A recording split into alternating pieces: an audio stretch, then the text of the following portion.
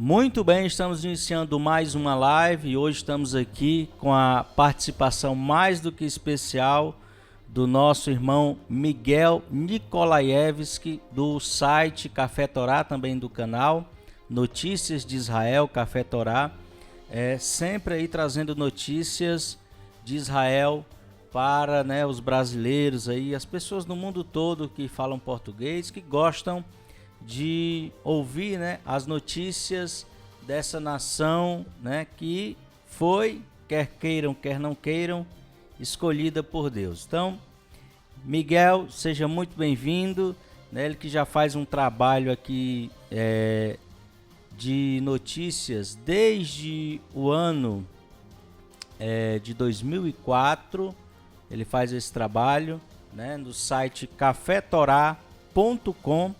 Com certeza eu acho que você deve conhecer, já deve ter visto alguma notícia. Café Torá, terminando com H no final, .com, tá bom? Então, Miguel, seja muito bem-vindo aí. Em Israel Que Oração, fala aí um pouquinho, se apresente ao público aqui do canal Apocalipse em Foco, que embora tenha esse nome, não somos um canal sensacionalista, muito pelo contrário. Por isso que talvez a gente não tenha tantos milhões de seguidores como alguns canais por aí, mas eu me orgulho desse trabalho feito com muita seriedade. Então, Miguel, fique à vontade por participar do nosso canal. Em primeiro lugar, Nobre Júnior, muito obrigado, que Deus abençoe profundamente a sua vida, a vida também das pessoas que te acompanham. Eu tenho certeza que seu trabalho também é um trabalho que tem sido feito com cuidado, com carinho. Eu vi alguns vídeos e vi também que você tem a preocupação de não ser um sensacionalista, um conspiracionista. E isso é muito bom porque nós estamos precisando realmente de pessoas equilibradas na palavra de Deus, equilibradas em passar informação, mas que também nos atualize no dia a dia e que nos faça abrir os olhos das coisas que estão acontecendo, não de forma exagerada, mas de uma forma equilibrada e sábia. Então, mais uma vez, muito obrigado por estar me convidando para compartilhar também com vocês um pouco do nosso conhecimento com vocês. Muito bem, eu que agradeço, irmão Miguel, que fico extremamente feliz com a sua participação, Eu que acompanho o site Café Torá já faz muitos e muitos anos, eu nem me lembro, De vez em quando a gente vê uma notícia interessante de Israel e a gente vê que foi lá do site Café Torá, há mais de uma década aí trazendo informação para nós que gostamos tanto de Israel. Então, primeira pergunta que eu quero falar, já que a gente está falando aqui de Israel, sempre que se toca no assunto da construção do templo, sempre vem aqui no Brasil, muitas pessoas trazem a informação do Instituto do Templo, que seria um instituto responsável pela construção do terceiro templo, que eles vão fazer, que eles podem, que eles querem fazer, enfim, as notícias das novilhas vermelhas, dos acessórios do templo, ali de todos os instrumentos, do treinamento dos levitas, enfim, e aí saem notícias como se fosse algo já concreto, tipo assim, vai sair, o Instituto vai fazer, tá tudo certo. Fala para nós aí, você que vive aí, que acompanha, o que realmente é o Instituto do Templo? E uma pergunta que eu quero lhe fazer sincera: o Instituto do Templo tem capacidade política, econômica para construir o templo? Ok, em primeiro lugar, eu gostaria de esclarecer uma coisa. Eu cheguei em Israel em 1996 e naquela época já existia o Instituto do Templo. Ou seja, se tivessem que construir o templo pelo Instituto do Templo, já teriam construído há muito tempo. Então, o Instituto do Templo, ao contrário do que muita gente pode pensar, não é uma coisa nova, já tem mais de 20 anos. Eu estou em Israel há 24 anos, vai fazer 25 esse ano, e o Instituto do Templo já existe desde aquela época. Na realidade, o Instituto do Templo ele não é um instituto que diz que vai reconstruir o templo, nem diz também que vai juntar dinheiro para construir os artefatos do templo. O que eles fazem, na realidade, pelo menos é isso que eles dizem em Israel, é que eles são um instituto que ensina as pessoas sobre como era a ministração, os trabalhos, a adoração e aplicadas as leis judaicas do templo há 2000 anos atrás. Até porque nós sabemos, de uma forma geral, que é muito difícil saber quem realmente era ou é ou não é de descendência sacerdotal e muito menos ainda de descendência sumo-sacerdotal. No judaísmo ortodoxo, que é o judaísmo que impera em Israel, a ideia é de que somente depois que o Mashiach, o Messias dos judeus, se manifestar, é que ele vai dizer para eles como tudo tem que ser feito. Então, por enquanto, toda oferta que você manda para o Instituto do Templo ou que o Instituto do Templo recebe de alguém, essa oferta vai para manter o local, para manter os bons salários que as pessoas que trabalham ali recebem. É uma das organizações mais ricas e religiosas do país, mas o fato é que, ao contrário do que muitos crentes e até judeus possam pensar fora de Israel, este instituto não está trabalhando para construir o templo. Além disso, o Instituto do Templo não tem influência nenhuma no âmbito governamental de Israel. Alguns parlamentares até gostam da ideia do Instituto do Templo, mas não é levado a sério pelo mainstream de Israel, ou seja, a maior parte das pessoas não acredita que realmente este instituto vai levar à construção do templo, até porque a construção do templo estaria nas mãos de um governo de coalizão nacional, de um governo religioso, o que praticamente é impossível hoje no Estado de Israel, que em sua maior parte é um Estado laico. Apesar de haverem muitos religiosos, a grande maioria das pessoas no país são ou religiosos, como a gente chama aqui, light, ou seja, bastante moderado, ou completamente laico, e também tem uma parcela não muito pequena da sociedade que também é ateísta. Então, eu acho que eu posso, assim, já dar um esclarecimento sobre a questão do Instituto do Templo e a irrelevância nele na construção real do templo, do terceiro templo. Pois é, muito bem. Até dei um ok aqui para... senão o assunto... A gente tem outros assuntos aqui, né? O tempo é curto. Enfim, vamos aproveitar bastante o tempo, mas foi muito importante porque realmente quando se fala no Instituto do Templo, parece que tipo assim, agora vão construir porque agora aconteceu isso, agora aconteceu aquilo, agora tem a novilha. Na verdade, pelo que você explicou, ele é mais um instituto para trazer de volta a tradição, para que as pessoas entendam como funcionavam, vejam aquilo ali, que é algo que eu considero importante, né? Você resgatar a tradição, a cultura, mas que de fato não é um instituto que realmente assim, vamos construir o templo. Claro que se aparecer essa oportunidade, eles vão apoiar, não tenho nenhuma dúvida disso. E também, outra coisa que você falou que eu já sei, né? Que não é bem visto assim, não é nem tão bem aceito pela política de Israel, essa questão, porque eles sabem, não que eles não gostem da ideia de ter um templo, né?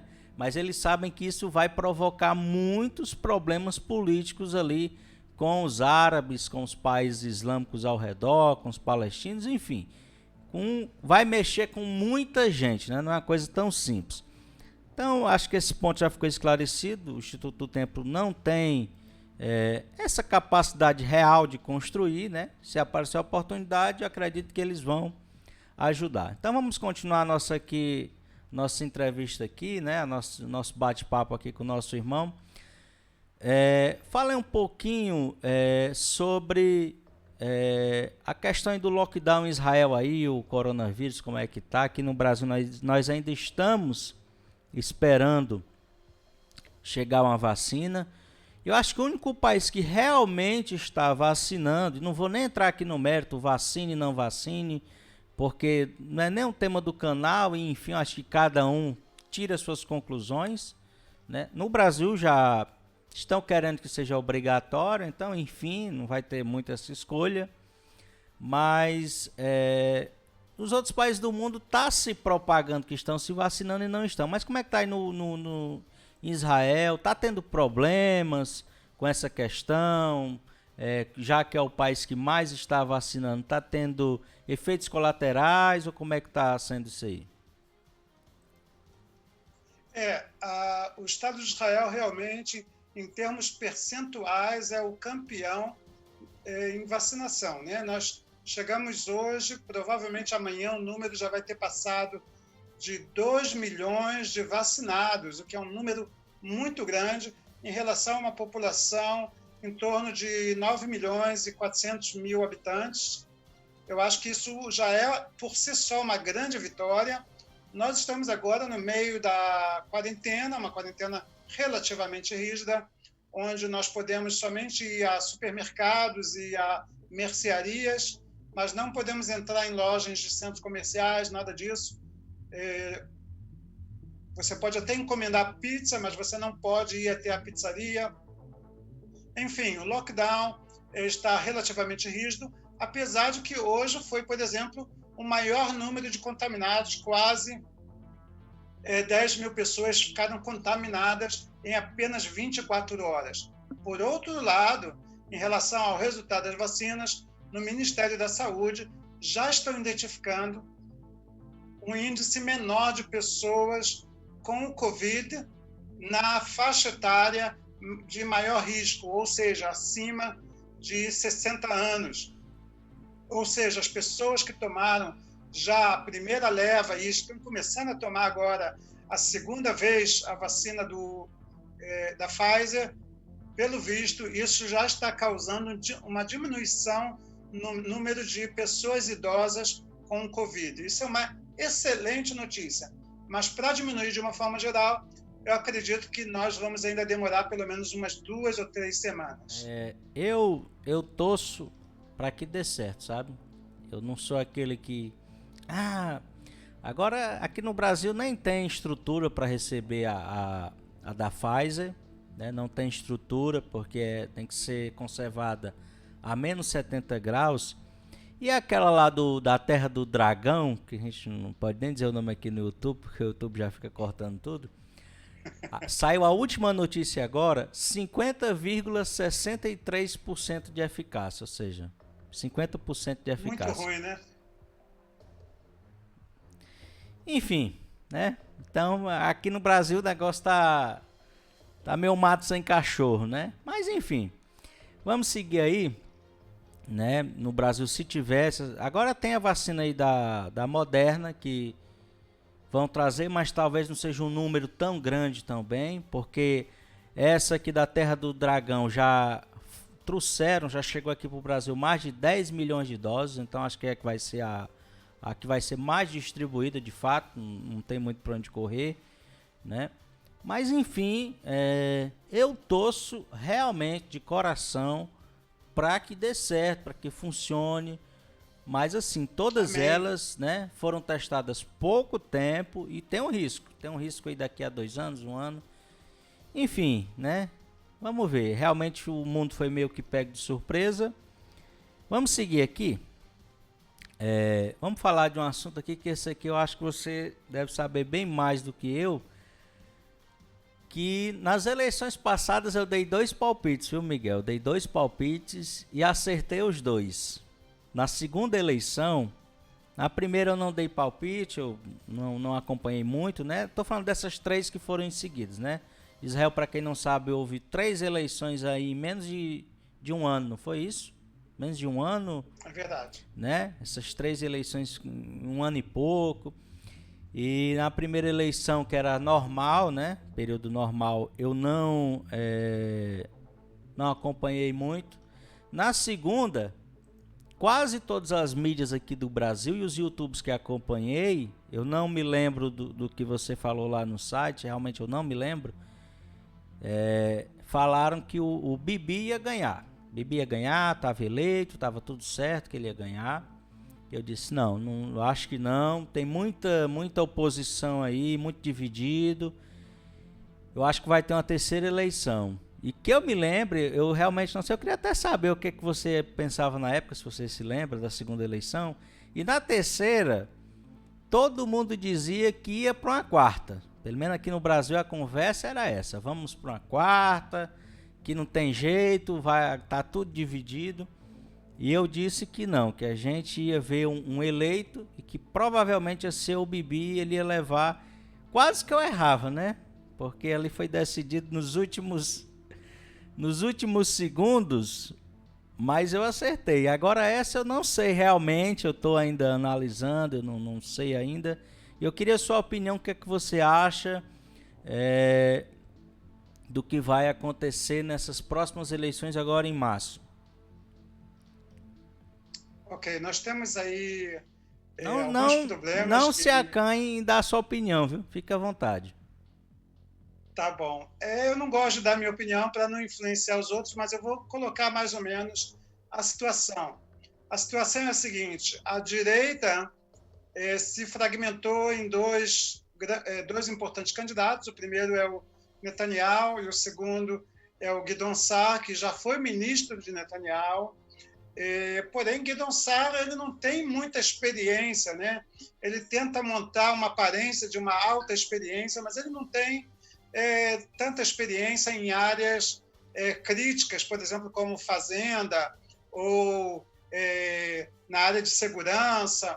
Ele é um judeu de descendência de judeus latinos da Argentina, ou seja, ele é basicamente um religioso sem o kippá, né? Então, ele está conseguindo apoio dos religiosos.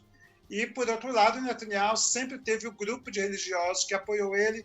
Então, está havendo aí uma briga de forças aí da direita, e eu acho que as eleições serão decididas não pela esquerda, mas sim pela direita. Tá? Na esquerda, que é uma esquerda socialista, mas uma esquerda socialista bem mais moderada do que no Brasil, os partidos estão se fragmentando, ou seja, partidos maiores estão se dividindo e formando pequenos partidos, na tentativa depois também de formar uma coalizão de esquerda, que eu acho que talvez eles até consigam, mas sem o apoio da direita, eles não vão conseguir formar o governo. Então, a pergunta é: quem da direita estará disposto a dar o apoio para esse governo de esquerda? Eu acho a possibilidade muito pequena. Talvez ocorra ao contrário. Partidos da esquerda acabem apoiando, por exemplo, o Guidon Sa'ar, que é de direita, simplesmente para deporem Benjamin Netanyahu. Netanyahu, desculpa aí a imagem, tá? Depois você Eu vi que deu um problema, mas pode continuar. Encaixa aí direitinho, tá? Pode continuar. Então, Netanyahu, ele tem sofrido um desgaste muito grande, principalmente por causa dos processos judiciais, e ele tem que vencer duas batalhas. A primeira é conseguir se livrar dos processos judiciais, e a segunda é as eleições. Eu tenho minhas dúvidas se ele vai conseguir vencer as eleições antes dos processos judiciais. A única coisa que tem ajudado o Netanyahu ultimamente a adiar o processo judicial são as quarentenas do coronavírus. Mas, como eu costumo dizer, Netanyahu é uma raposa política. E, como toda raposa, é um sobrevivente ultimativo. Ou seja, até ele morrer, até ele se entregar, até ele ser preso ou até ele ser deposto, ele pode virar o jogo e acabar ganhando as eleições também. Essa é a situação aqui em Israel. Eu espero que eu tenha esclarecido alguma coisa, mas eu sei que é bem confuso, porque é confuso mesmo, até mesmo para nós aqui em Israel. Pois é, realmente o sistema eleitoral de Israel é diferente, né? Você vota, mas você vota numa lista, na verdade, né? Não é nem no candidato, nos deputados. Você vota na lista, essa lista lá vai ter quantos deputados vão ser eleitos de acordo com a votação, e aí esses deputados eleitos aqui vão escolher o primeiro-ministro. Então são duas eleições na verdade. O povo vota na lista verdade. E os deputados, eles fazem uma eleição interna para decidir quem vai ser o primeiro-ministro, que no caso aqui no Brasil seria como o presidente, né? Pois, executivo. Então, assim, realmente eu acho que a direita deve levar, e aí vai ficar entre o Bibi e o Gideon aí, né? Vai ficar indefinido, até porque são eleições de bastidores, né? No fundo, e aí ninguém sabe o que pode acontecer. Nos bastidores o Bibi é insuperável, né? Ele é sempre tira algo da cartola, ninguém sabe. Não sei se dessa vez ele vai conseguir. Eu também assim não tenho nem torcida, né? Porque eu não conheço a fundo os candidatos, só na época das eleições. Como você vê a questão aí dos assentamentos que o Benjamin Netanyahu tem feito, desses acordos de Abraão, chamados acordos de Abraão, que tinham sido feitos aí com o Donald Trump, né? Intermediando aí. Como é que você vê esses acordos para Israel? Você que mora aí, você acha que isso é bom, isso é ruim? O fato é que qualquer acordo de paz ou normalização diplomática é um ótimo acordo para Israel, visto que o Israel esteve isolado durante décadas, né? Principalmente dos países vizinhos. Quando você quer gerar cooperação regional e poder aumentar o tráfego de recursos no país, nada melhor do que os países vizinhos, por exemplo, como o Brasil e o Mercosul. Fazer negócio com um país distante é sempre mais complicado. Então, os países vizinhos fazendo acordo de normalização e de paz com Israel é uma excelente notícia. Porém, nós estamos certos de que haverão cobranças, né? Haverão pressões, e tudo indica que isso deverá ocorrer já no governo de Joe Biden, visto que Joe Biden ele vamos dizer assim, bastante moderado, bastante pró ex-acordo de armamento nuclear com o Irã, ou seja, tudo indica que Biden vai voltar à agenda de Obama em relação ao Oriente Médio e, infelizmente, abandonar Israel. A minha esperança é que não, é que isso possa acontecer justamente o contrário, que Biden acabe se apegando à estratégia de Trump, visto que Trump ele comprovou que a política dele é a melhor política para o Oriente Médio que os Estados Unidos têm aplicado nas últimas décadas. Eu acho que não houve nenhum presidente tão audacioso e que mudou tanto o Oriente Médio nas últimas décadas do que Donald Trump. Você pode fazer qualquer crítica no Trump, ele pode ser o que for, mas em termos de política externa, ele e o genro dele ensinaram muita gente que se dizia especialista, mas que nunca pensou como eles de forma excepcional para mudar a situação na região. E essa situação, graças a Deus, tem mudado. Eu vejo o Trump como o presidente mais pacifista da história dos Estados Unidos. E para Israel eu vejo que ele foi bom. Eu acho que esses acordos foram bons, de fato. E essa estratégia que ele usou, acho que foi também interessante. Tipo, não querer... Ele tentou fazer um grande acordo de paz ali no início, né? Que era o chamado acordo do século, que é o que sempre os presidentes americanos sonham em serem os papais desse acordo aí, ser o pai desse grande acordo. Mas, de fato,